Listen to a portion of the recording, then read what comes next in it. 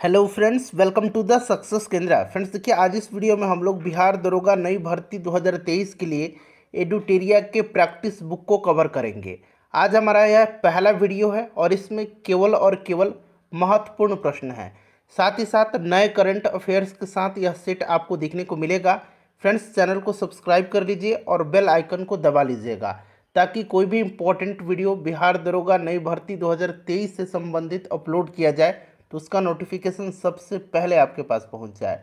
तो चलिए बिना देरी किए हुए सेशन आज के स्टार्ट करते हैं। पहले प्लीज़ वीडियो को लाइक कर दीजिए और जब सेशन समाप्त होगा तो इसको कम से कम एक ग्रुप में ज़रूर शेयर कर दीजिएगा। फ्रेंड्स, पहला प्रश्न पढ़ेंगे। देखिए, पहला प्रश्न है कि मेकोंग डेल्टा कहाँ स्थित है। अगर आपको आंसर पहले से पता है तो आप आंसर कमेंट में देकर के बताते चलेंगे और वीडियो के लास्ट में आप सभी लोग अपना अपना स्कोर ज़रूर कमेंट करके बताइएगा। देखिए, बिहार दरोगा भर्ती 2023 के लिए यह फुल लेंथ प्रैक्टिस सेट है। साथ ही साथ इसमें नए करंट अफेयर्स आपको देखने को मिलेंगे। देखिए, मेकोंग डेल्टा जो है फ्रेंड्स, यह वियतनाम में स्थित है। वियतनाम राइट आंसर हो जाएगा। अच्छा, वियतनाम से कुछ इंपॉर्टेंट पॉइंट्स करंट अफेयर्स से रिलेटेड आपको याद रखना है। वियतनाम के नए राष्ट्रपति बने हैं, उनका नाम है ओ वान थुओंग। ठीक है, ये नाम थोड़ा सा डिफिकल्ट है लेकिन आप इसको एक दो बार पढ़ेंगे तो याद हो जाएगा। वो वान थुओंग ये जो है वियतनाम के नए राष्ट्रपति बने हैं। वियतनाम की राजधानी कहाँ पर है? तो वियतनाम की राजधानी जो है ये हनोई है। ठीक है, वियतनाम की मुद्रा क्या है? तो वियतनाम की मुद्रा जो है ये डोंग है। क्लियर। चलिए दूसरा प्रश्न पढ़ेंगे कि निम्नलिखित मौसमी घटनाओं में से कौन सी वायुदाब मापी में अचानक गिरावट को दर्शाता है। तो अचानक गिरावट को दर्शाता है, यह पूछा गया है। देखिए ध्यान दीजिएगा, बैरोमीटर का प्रयोग मौसम में होने वाले बदलाव की भविष्यवाणी करने में किया जाता है। बैरोमीटर यानी कि यह वायुदाब मापता है। बैरोमीटर के पाठ्यांक में अचानक गिरावट तूफान के संकेत को दर्शाता है, तो तूफानी मौसम राइट आंसर हो जाएगा। और देखिए, बैरोमीटर का खोज किसने किया था? तो बैरोमीटर का खोज जो है ये किया था ई टॉरिसेली ने। ठीक है, ये नाम आप याद रखेंगे। चलिए अगला प्रश्न है कि निम्नलिखित में से कौन सी हरित क्रांति के प्रमुख घटक हैं। हरित क्रांति के प्रमुख घटक। भारत में हरित क्रांति के जनक के रूप में कृषि वैज्ञानिक श्री MS स्वामीनाथन को जाना जाता है। हरित क्रांति के प्रमुख घटक जो हैं यह कौन से हो जाएंगे? तो उन्नत किस्म के बीज, रासायनिक उर्वरक, सिंचाई, रासायनिक कीटनाशक तथा जीवाणुनाशी, साख भंडारण, विपणन और वितरण। तो इसमें से सारा का सारा जो है सही है, तो ऑप्शन नंबर डी इसका 1 2 3 4 करेक्ट आंसर हो जाएगा। अगला प्रश्न देखिए, और एडुटेरिया का जो नया प्रैक्टिस बुक आया हुआ है वॉल्यूम 1 बिहार दरोगा भर्ती 2023 के लिए, उसको मैंने कंप्लीट कवर करा दिया है। उसका प्लेलिस्ट भी मैंने बना दिया है, चैनल पर चले जाइए और सभी वीडियोज को देख लीजिएगा। साथ ही साथ देखिए, एडुटेरिया का ऑफलाइन टेस्ट सीरीज चलाया जा रहा है। मैंने एक टेस्ट सीरीज ऑफलाइन वाला कवर कराया हुआ है, दूसरा भी मैं आपको जल्द कवर करवा दूंगा। देखिए, भारत के निम्नलिखित में से किस राज्य में सर्वाधिक वन आच्छादित क्षेत्र हैं? ध्यान दीजिएगा। देखिए, भारत वन स्थिति रिपोर्ट 2021 के अनुसार सर्वाधिक वन क्षेत्र वाला जो राज्य है यह मध्य प्रदेश है। ठीक है। अच्छा, कुल भौगोलिक क्षेत्र के प्रतिशत के रूप में अगर वनावरण के मामले में पूछा जाए कि कौन सा राज्य शीर्ष पर है, तो प्रतिशत के रूप में वनावरण के मामले में मिजोरम शीर्ष पर है। एक इम्पॉर्टेंट पॉइंट्स आपको बता रहा हूँ, याद रखेंगे। अरुणाचल प्रदेश के पक्के टाइगर रिजर्व, अरुणाचल प्रदेश के पक्के टाइगर रिजर्व में सबसे अधिक लगभग 97% वन आवरण है। ये प्रश्न बन सकता है, तो इसको आप जरूर ध्यान रखेंगे। चलिए उसके बाद देखिएगा कि प्रायद्वीपीय भारत की नदियों को लंबाई के घटते क्रम के अनुसार व्यवस्थित कीजिए। घटते क्रम यानी कि सबसे ज़्यादा, फिर उससे कम, फिर उससे कम, फिर उससे कम। तो सबसे ज़्यादा जो है ये गोदावरी हो जाएगा 1465 किलोमीटर। उसके बाद कृष्णा हो जाएगा, कृष्णा के बाद नर्मदा हो जाएगा और नर्मदा के बाद कावेरी होगा। तो 2 3 1 और 4 इसका राइट आंसर हो जाएगा। 2 3 1 4। नेक्स्ट क्वेश्चन है कि निम्नलिखित में से कौन सा सही सुमेलित नहीं है। देखिए, मोलिंगला दर्रा जो है ये उत्तराखंड में है, जेलेजपला दर्रा सिक्किम में है, नाथुला दर्रा भी सिक्किम में ही है, ध्यान रखेंगे आप। दिफू दर्रा जो है ये मिजोरम में नहीं है, दिफू दर्रा अरुणाचल प्रदेश में है, तो यही वाला सुमेलित नहीं है। तुजू दर्रा मणिपुर में है, ये सही है। नेक्स्ट क्वेश्चन है कि निम्नलिखित में से कौन सी नस्ल गाय की नहीं है। गाय की नहीं है, इसमें से देखिएगा सुरती हो जाएगा। सुरती भैंस की नस्ल है, जबकि यहाँ पर बाकी जो विकल्प में दिया गया है ये गाय की नस्लें हैं। भैंस की अगर हम बात करें तो एक तो सुरती हो गया, उसके बाद मुर्रा हो गया, ठीक है, मुर्रा, जाफराबादी, नागपुरी, ठीक है। चलिए उसके बाद देखिएगा कि कामेंग जल विद्युत परियोजना किस राज्य में अवस्थित है। कामेंग जो है यह किस राज्य में अवस्थित है, तो कामेंग जल विद्युत परियोजना अरुणाचल प्रदेश में है और यह कामेंग नदी पर स्थित है। अरुणाचल प्रदेश में है और ये कामेंग नाम में ही है, कामेंग नदी पर यह स्थित है।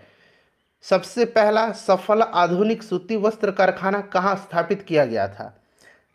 देखिए ध्यान दीजिएगा, भारत में पहला आधुनिक सूती वस्त्र मिल 1818 में फोर्ट ग्लॉस्टर कलकत्ता में स्थापित करने का प्रयास किया गया था, परंतु यह सफल नहीं हो पाया था।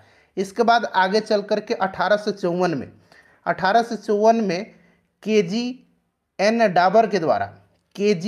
डाबर के द्वारा मुंबई में Mumbai spinning and weaving company के नाम से पहला सूती वस्त्र जो है यह मिल स्थापित किया गया, जिसने 1856 में उत्पादन प्रारंभ किया। तो आपका ये बम्बई हो जाएगा। चलिए उसके बाद अगला प्रश्न है कि 2011 की जनगणना के अनुसार सर्वाधिक ग्रामीण जनसंख्या प्रतिशत वाला राज्य कौन सा है। अब यहाँ पर देखिएगा प्रतिशत वाला राज्य पूछा गया है। ध्यान दीजिएगा, अगर हम बात करें 2011 की जनगणना के अनुसार तो उत्तर प्रदेश में देश की सर्वाधिक ग्रामीण जनसंख्या है, लेकिन प्रश्न में प्रतिशत पूछा गया है तो प्रतिशत के आधार पर हिमाचल प्रदेश जो होगा ये राइट आंसर हो जाएगा।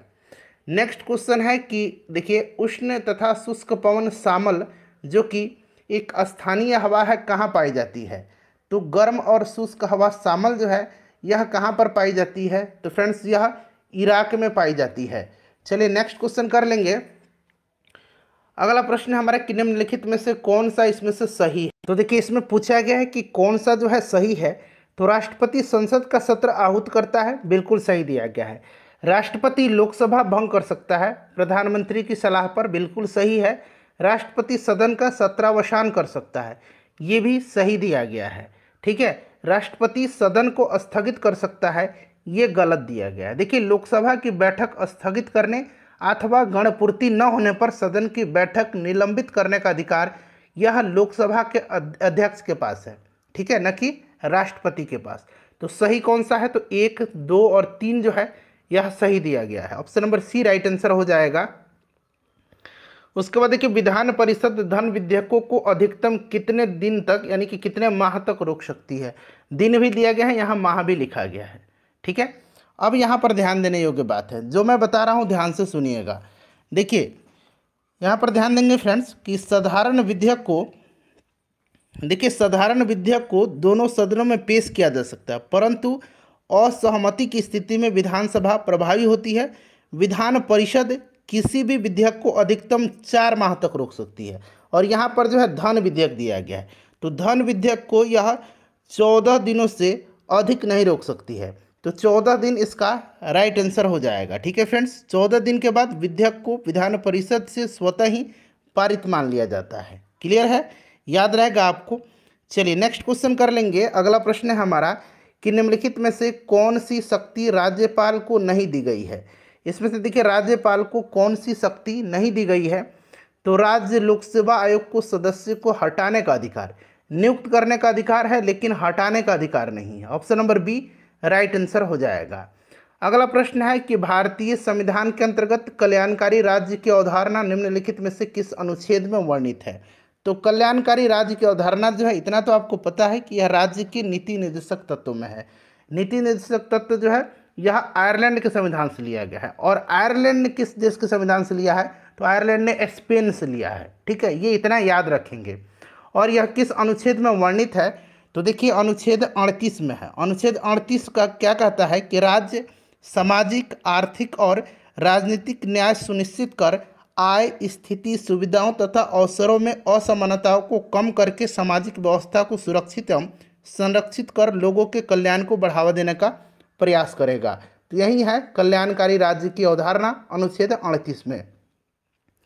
चलिए अगला प्रश्न है कि सांसदों की योग्यता संबंधी विवादों का निर्णय कौन करता है। तो देखिए यह निर्णय जो है यह करता कौन है, तो फ्रेंड्स यह करता है निर्वाचन आयोग की सलाह पर राष्ट्रपति, ठीक है। और ऐसा अनुच्छेद 102 के 2 के आधार पर किया गया, 102 के 2 के आधार पर किया गया है। तो ऑप्शन नंबर इसका डी राइट आंसर हो जाएगा। चलिए उसके बाद नेक्स्ट क्वेश्चन कर लेंगे। अगला प्रश्न है कि भारतीय संविधान की प्रस्तावना में जिन आदर्शों एवं उद्देश्यों की रूपरेखा दी गई है उसका विस्तार है। तो उसका विस्तार जो है यह हो जाएगा आपका मूल अधिकार, नीति निर्देशक तत्व और मौलिक कर्तव्य, इनमें सभी में। तो ऑप्शन नंबर डी इसका राइट आंसर हो जाएगा। चलिए उसके बाद देखिएगा कि राज्यसभा का विशिष्ट क्षेत्राधिकार होता है, राज्यसभा का विशिष्ट क्षेत्राधिकार होता है। तो देखिए यह जो है राज्य सूची के किसी विषय पर संसद को कानून बनाने के लिए प्राधिकृत करने में। तो ऑप्शन नंबर डी इसका राइट आंसर इसका हो जाएगा, ठीक है। चलिए नेक्स्ट क्वेश्चन कर लेंगे। अगला प्रश्न है कि भारत सरकार अधिनियम 1919 के बारे में निम्न में से कौन सा कथन सही नहीं है।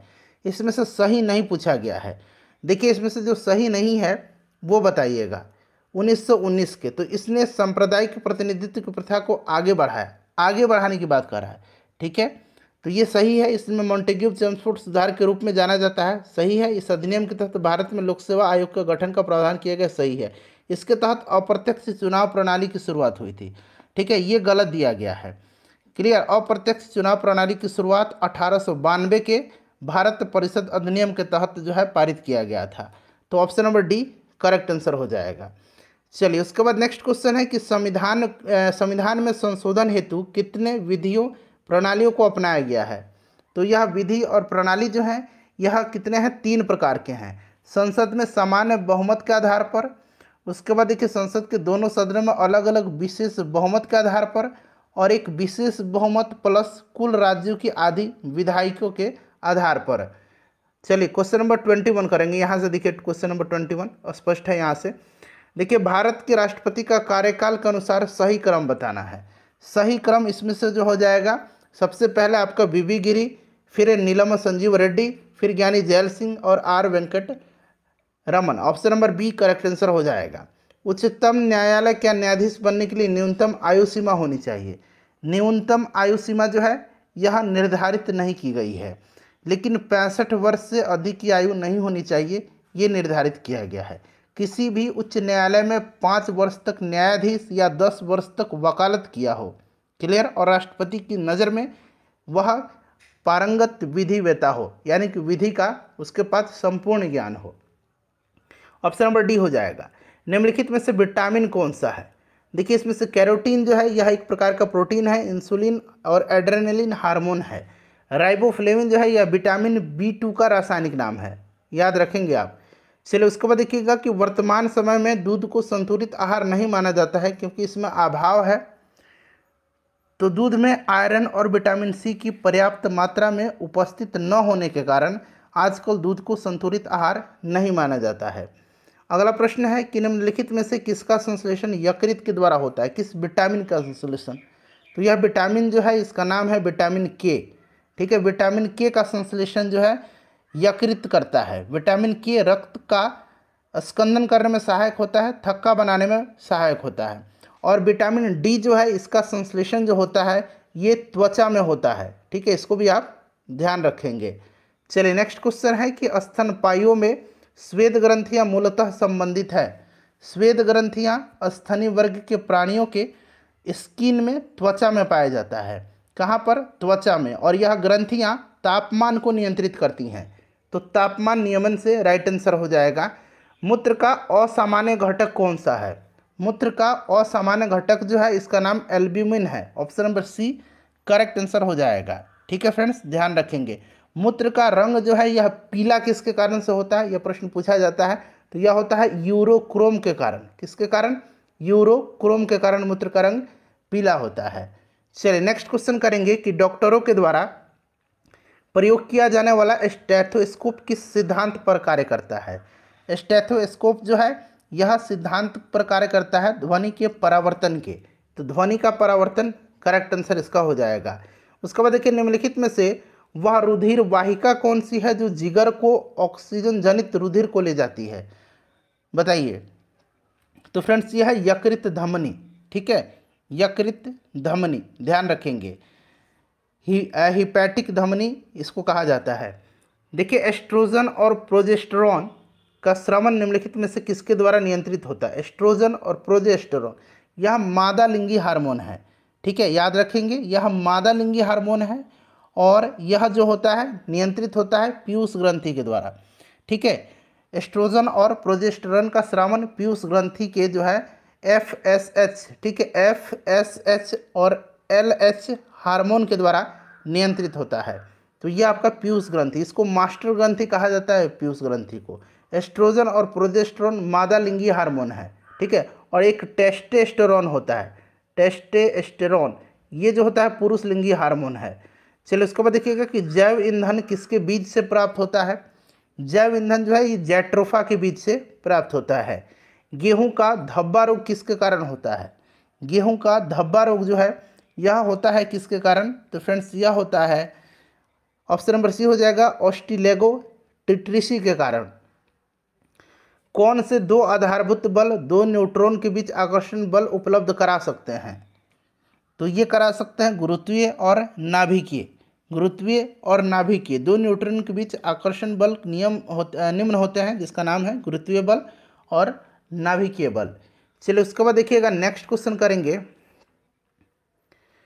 अगला प्रश्न है हमारा कि इनमें से कौन सी परमाणु वाली गैस है। एक परमाणु वाली, माफ करेंगे, कौन सी एक परमाणु वाली गैस है, तो ये गैस है नियोन, ठीक है, नियोन है।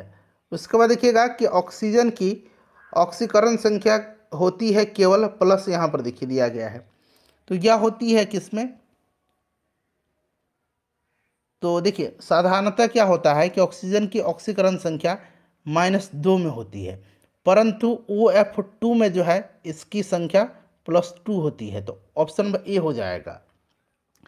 निम्नलिखित में से कौन सी धातु जल के साथ अभिक्रिया करके हाइड्रोजन गैस पैदा नहीं करती है, बताइए।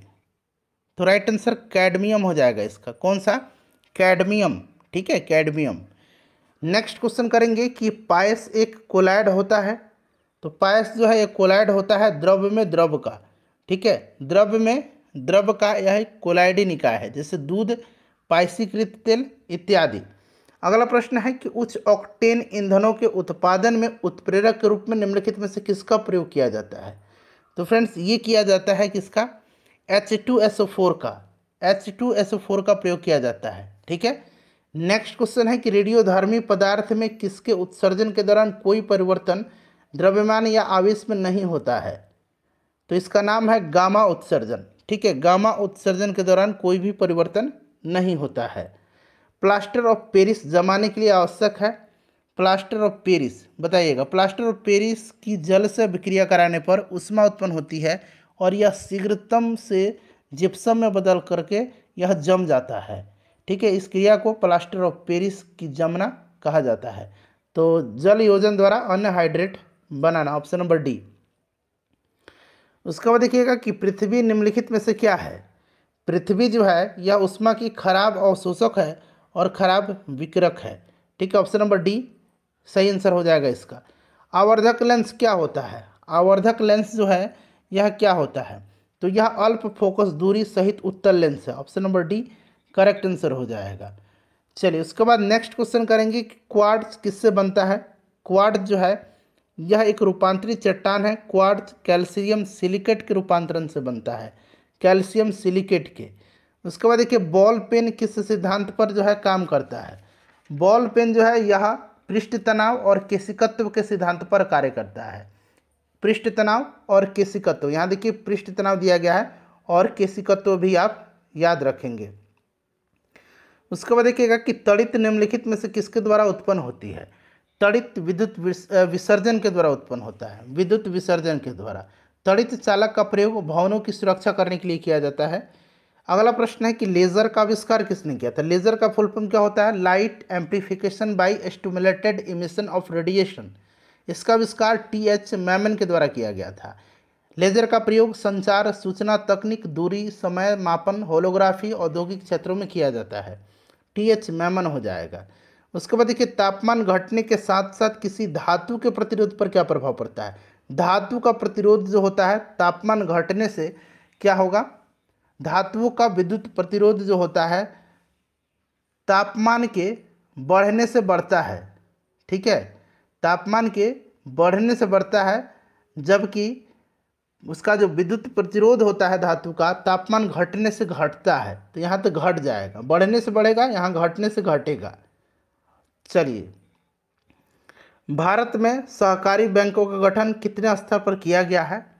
तो यह 3 स्तर पर किया गया है। राज्य सहकारी बैंक, केंद्रीय या जिला सहकारी बैंक, तीसरा है प्राथमिक ऋण समिति। तो यह 3 स्तरीय। उसके बाद देखिए, निम्नलिखित में से मुद्रा के किस रूप को व्यापक मुद्रा कहा जाता है? व्यापक मुद्रा कहा जाता है M3 को, ठीक है, व्यापक मुद्रा या सुलभ मुद्रा कहा जाता है। M3 मुद्रा का संबंध बैंकों की कुल जमा राशियां से है, तो M3 हो जाएगा। स्पीड पोस्ट सेवा की शुरुआत किस पंचवर्षीय योजना के दौरान की गई थी? तो देखिए, इसकी शुरुआत जो है स्पीड पोस्ट सर्विस की 1986 में की गई थी, और उस समय जो था 7वीं पंचवर्षीय योजना चल रहा था। 7वीं पंचवर्षीय योजना का जो समय था ये 1985 से 1990 तक था, ठीक है। चलिए, नेक्स्ट क्वेश्चन है कि केंद्र सरकार के ट्रेजरी बिल तथा प्रतिभूतियों का क्रय विक्रय कौन करता है? तो फ्रेंड्स, यह करता है RBI, reserve bank of India, ठीक है। वर्तमान में RBI के जो गवर्नर हैं ये शक्तिकांत दास हैं। आय तथा जनसंख्या संचयी के बीच संबंध कौन दर्शाता है? तो यह दर्शाता है लॉरेंज वक्र। IUCN का मुख्यालय कहाँ पर स्थित है? IUCN, ठीक है, बताइए। International union for conservation of nature, 1948 में स्थापना, हेडक्वार्टर स्विट्जरलैंड में है, ठीक है।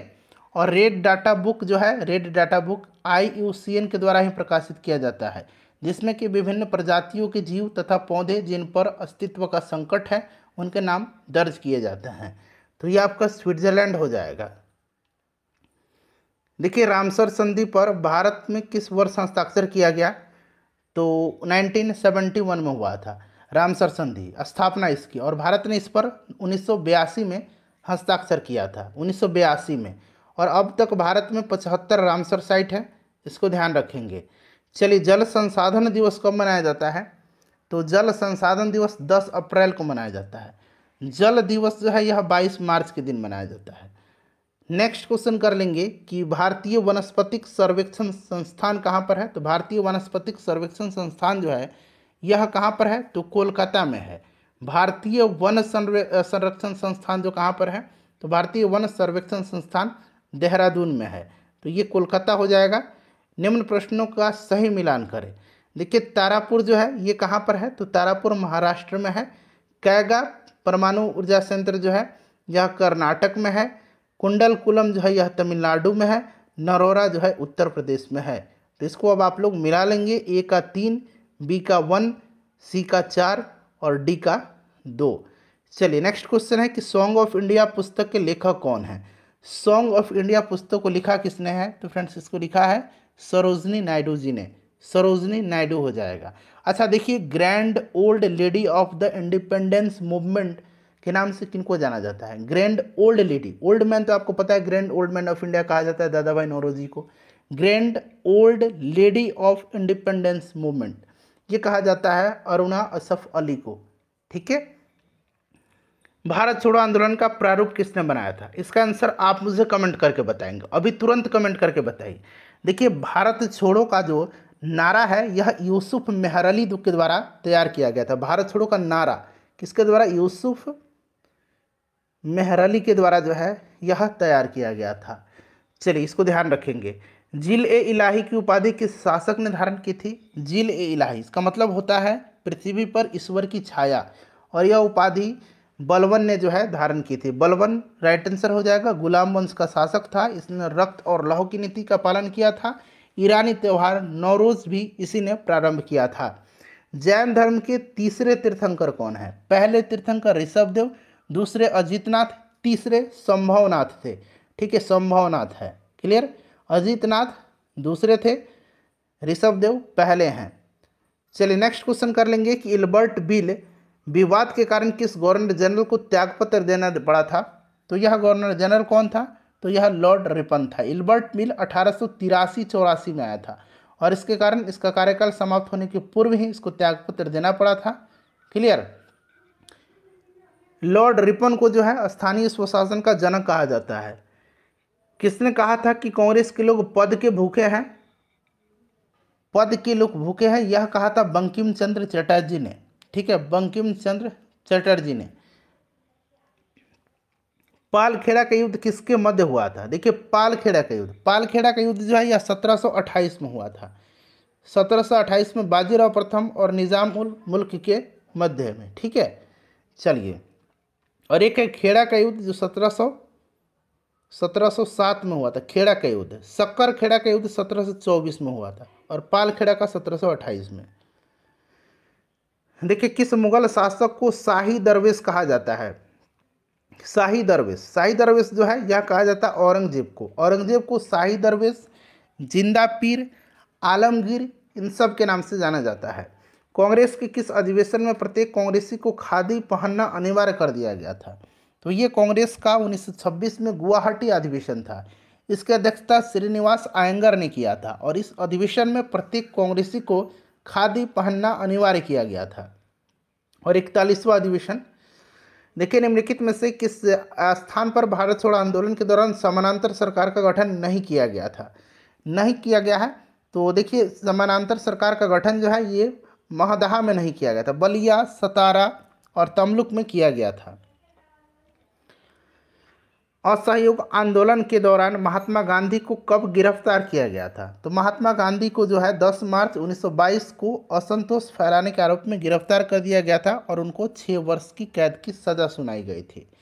10 मार्च 1922। किस स्थान से युगल शवदाह का प्रमाण मिला है? तो फ्रेंड्स, यह जो मिला है यह कालीबंगा से मिला है। ठीक है, कालीबंगा और लोथल से क्रमशः 1 या 3 युगल शवदाह मिले हैं। तो यहाँ पर लोथल तो नहीं, कालीबंगा है। देखिए, हड़प्पा की खोज कब हुई थी?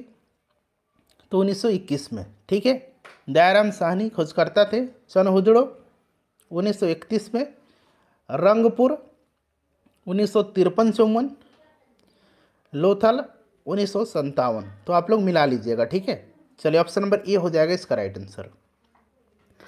अब देखिए, यहाँ से मैं करंट अफेयर्स आपको करवा देता हूँ। 25-26 प्रश्न है। देखिए, क्षेत्रीय भाषा में निर्णय प्रकाशित करने वाला पहला हाईकोर्ट कौन सा है? तो यह जो हाईकोर्ट है, यह हाईकोर्ट जो है यह केरल हाईकोर्ट है। कौन सा हाईकोर्ट है? तो यह केरल हाईकोर्ट है। केरल राइट आंसर इसका हो जाएगा। किस राज्य सरकार के द्वारा SHWS स्वास्थ्य ऐप जारी किया गया है? तो यह जारी किया गया है तमिलनाडु के द्वारा। देखिए, तमिलनाडु सरकार ने राज्य के स्वच्छता कर्मचारियों और उनके परिवार के सदस्यों के कल्याण हेतु यह ऐप जारी किया है। तमिलनाडु राइट आंसर इसका हो जाएगा। हाल ही में संगम नौसेना अभ्यास का आयोजन भारत ने किस देश के साथ किया है? तो भारत ने जो है यह अमेरिका के साथ किया है। किसके साथ? अमेरिका के साथ किया है। देखिए, अंतर्राष्ट्रीय श्रम संगठन ILO में शामिल होने वाला 187वां देश कौन सा है? तो यह देश बना है टोंगा। ठीक है, याद रखेंगे, टोंगा करेक्ट आंसर हो जाएगा इसका, ऑप्शन नंबर बी। यह 187वां देश बना है, इसको ध्यान रखेंगे। दक्षिण प्रशांत महासागर में यह स्थित है टोंगा।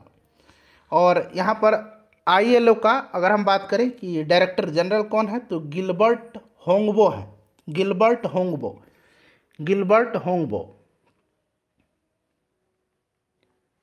चलिए, नेक्स्ट क्वेश्चन कर लेंगे कि विश्व हिंदी सम्मेलन 2023 जिसका आयोजन फिजी में किया गया, ध्यान रखेंगे इसका आयोजन कहाँ पर किया गया? तो फिजी में किया गया। इसमें भारत की तरफ से किसने प्रतिनिधित्व किया था? तो S जयशंकर ने किया था। नेक्स्ट क्वेश्चन है कि भारत सरकार ने भूकंप प्रभावित देश तुर्की तथा सीरिया की मदद के लिए कौन सा ऑपरेशन चलाया था? तो यह ऑपरेशन जो है इसका नाम है ऑपरेशन दोस्त। ठीक है, ऑपरेशन दोस्त चलाया गया था। बहुत ही महत्वपूर्ण प्रश्न है यह। ग्लोबल फायर पावर इंडेक्स 2023 में कौन सा देश प्रथम स्थान पर है? तो इसमें जो देश प्रथम स्थान पर है उसका नाम है अमेरिका। ठीक है, भारत चौथे स्थान पर है। अमेरिका राइट आंसर हो जाएगा। वर्ष 2023-24 के दौरान देश का GDP विकास दर कितना प्रतिशत रहने का अनुमान है? तो यह 6 से 6.8% तक रहने का अनुमान है। दुग्ध उत्पादन में भारत का स्थान विश्व में कौन सा है? तो पहला स्थान है भारत का। ठीक है, पहला हो जाएगा। अर्जुन पुरस्कार 2022 से सम्मानित सुश्री अंशु का संबंध किस खेल से है? तो अंशु का संबंध जो है यह कुश्ती से है। और 2022 में टोटल जो है 25 खिलाड़ियों को अर्जुन अवार्ड से सम्मानित किया गया है। ग्रैमी पुरस्कार 2023 से किसे एल्बम ऑफ द ईयर चुना गया है? तो एल्बम ऑफ द ईयर चुना गया है हैरी आउस को। ठीक है, option number B right answer हो जाएगा। सॉन्ग ऑफ द ईयर पूछेगा तो जस्ट लाइक डैट को, song of the year just like that को दिया गया है। प्रसिद्ध पुस्तक विक्ट्री सिटी के लेखक कौन है? इसको लिखा है सलमान रुश्दी ने, सलमान रुश्दी राइट आंसर हो जाएगा। मिडनाइट चिल्ड्रंस इन्हीं की रचना है, याद रखेंगे। विश्व कैंसर दिवस 2023 का थीम क्या है? कैंसर दिवस प्रत्येक वर्ष 4 फरवरी के दिन मनाया जाता है। क्लोज द केयर गैप इसका थीम है। स्टैचू ऑफ नॉलेज को स्थापित किया गया है। स्टैचू ऑफ नॉलेज को महाराष्ट्र के लातूर में स्थापित किया गया है। यह भीमराव अंबेडकर की प्रतिमा है। स्टैचू ऑफ नॉलेज, ठीक है, महाराष्ट्र राइट आंसर हो जाएगा। जनवरी 2023 में आए रिपोर्ट के अनुसार 2022 में भारत का सबसे प्रदूषित शहर कौन सा है? तो यह नई दिल्ली है। नेक्स्ट क्वेश्चन है कि निम्नलिखित प्रश्नों का सही सुमेलित करें। एक तरफ जो है यहाँ पर राज्यपाल दिया गया है, दूसरी तरफ राज्य दिया गया है। देखिए यहाँ पर महाराष्ट्र का जो हो जाएगा गणेश लाल, यह जो है सुमेलित नहीं है। ठीक है, महाराष्ट्र के नए राज्यपाल रमेश बैस बने हैं, बाकी सभी सुमेलित है। हाल ही में तुलसीदास बलराम का निधन हो गया। इनका संबंध किस क्षेत्र से था? तो तुलसीदास बलराम भारत के प्रसिद्ध फुटबॉलर थे। कौन थे? फुटबॉलर थे। ठीक है, तो खेल हो जाएगा। भारतीय प्रतिस्पर्धा आयोग के नए अध्यक्ष कौन बने हैं? तो ये बनी है संगीता वर्मा। ठीक है, संगीता वर्मा करेक्ट आंसर हो जाएगा। नेक्स्ट है कि अंतर्राष्ट्रीय धर्म सम्मेलन का उद्घाटन कहाँ किया गया? तो फ्रेंड्स यह किया गया मध्य प्रदेश के भोपाल में, और यह 7वां धर्म सम्मेलन था। ठीक है, द्रौपदी मुर्मू जी ने इसका उद्घाटन किया मध्य प्रदेश के भोपाल में। हाल ही में दयानंद सरस्वती जी की कौन सी जयंती मनाई गई है? तो यह इनकी 200वां जयंती थी। ठीक है, चलिए 1875 में इन्होंने 1875 में आर्य समाज की स्थापना किया था। इनका पुस्तक का नाम जो है सत्यार्थ प्रकाश है। हाल ही में किसके द्वारा दुनिया के सबसे लंबे प्लेटफॉर्म का उद्घाटन हुबली में किया गया है? हुबली कर्नाटक में। ठीक है, याद रखेंगे, अभी यह सबसे बड़ा प्लेटफॉर्म हो गया है। तो ये किया गया प्रधानमंत्री नरेंद्र मोदी जी के द्वारा। नेपाल के नए राष्ट्रपति, अच्छा नए प्रधानमंत्री कौन बने हैं? तो पुष्प कमल दहल प्रचंड बने हैं, और नए राष्ट्रपति बन गए हैं रामचंद्र पौडेल। इनका नाम भी याद रखेंगे। देखिए हाल ही में किस राज्य में याओसांग उत्सव मनाया गया है? तो याओसांग उत्सव मनाया गया है मणिपुर में। महाराष्ट्र भूषण पुरस्कार 2022 से किसे सम्मानित किया गया है?